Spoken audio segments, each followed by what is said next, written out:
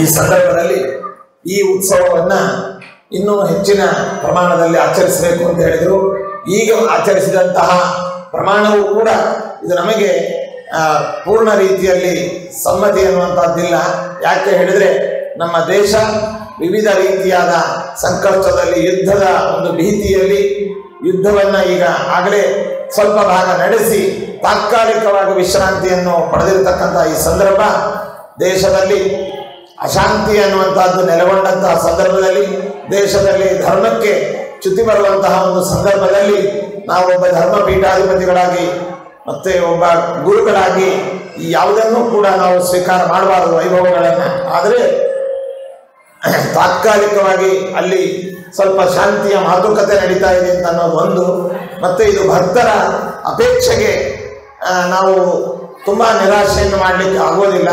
ಶ್ರೀಮಠದ ಸಂಪ್ರದಾಯ ಪದ್ಧತಿಗಳಿಗೆ ಅನುಸರಿಸಿ ಧಾರ್ಮಿಕವಾಗಿ ಅಷ್ಟೇ ಈ ಕಾರ್ಯಕ್ರಮಗಳನ್ನು ನಾವು ಸ್ವೀಕಾರ ಮಾಡಿಲ್ಲ.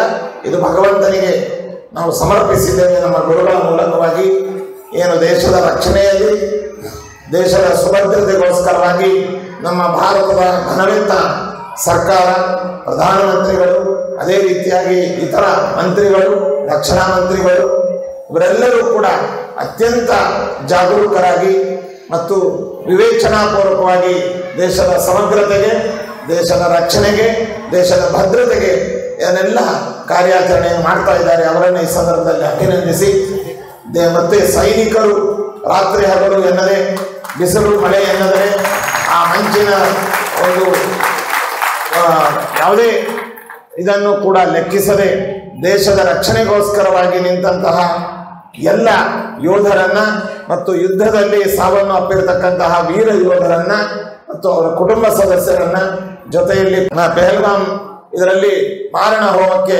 ಧರ್ಮದ ಹೆಸರಿನಲ್ಲಿ ಈಡಾದಂತಹ ಎಲ್ಲ ಹುತಾತ್ಮರನ್ನ ಕೂಡ ನಾವು ಅವರಿಗೆ ಭಗವಂತ ಸದ್ಗತಿಯನ್ನು ನೀಡಲಿ, ದೇಶಕ್ಕೆ ಶಾಂತಿ, ರಕ್ಷಣೆ, ಸಮೃದ್ಧಿ ಎನ್ನುವಂತಹದ್ದು ನೀಡಲಿ ಎಂಬುದಾಗಿ ಆ ಎಲ್ಲ ವ್ಯಕ್ತಿಗಳನ್ನು ಈ ಸಂದರ್ಭದಲ್ಲಿ ಸ್ಮರಿಸ್ತಾ ಎಲ್ಲರಿಗೂ ಕೂಡ ಭಗವಂತ ಅನುಗ್ರಹಿಸಲಿ ಅಂತ ಭಗವಂತನಲ್ಲಿ ನಾವು ಪ್ರಾರ್ಥಿಸ್ತಾ ಇದ್ದೇವೆ.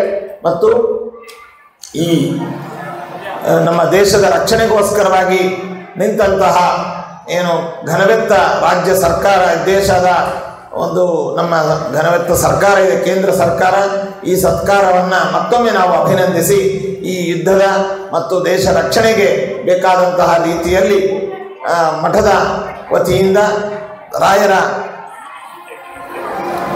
ಪ್ರಸಾದದ ರೂಪವಾಗಿ 25 ಲಕ್ಷ ರೂಪಾಯಿಗಳನ್ನು ದೇಶದ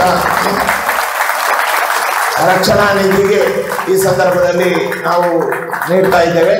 ಮತ್ತು ನಮ್ಮ ರಾಜ್ಯ ಸರ್ಕಾರವು ಕೂಡ ಈ 13 ವರ್ಷದ ಅಭಿವೃದ್ಧಿ ಇತ್ಯಾದಿ ಕಾರ್ಯಕ್ರಮಗಳಿಗೆ ಸಂಪೂರ್ಣವಾಗಿ ರಾಜ್ಯ ಸರ್ಕಾರ, ಕರ್ನಾಟಕ ರಾಜ್ಯ, ಅದೇ ರೀತಿಯಾಗಿ ತಮಿಳುನಾಡು, ಮಹಾರಾಷ್ಟ್ರ, ಕೇಂದ್ರ ಸರ್ಕಾರ ಎಲ್ಲವೂ ಕೂಡ ನಮಗೆ, ವಿಶೇಷವಾಗಿ ನಮ್ಮ ಆಂಧ್ರ ರಾಜ್ಯ ಸರ್ಕಾರ ನಮಗೆ ಸಂಪೂರ್ಣವಾದ ಸಹಕಾರವನ್ನು, ಬೆಂಬಲವನ್ನು ನೀಡಿದೆ.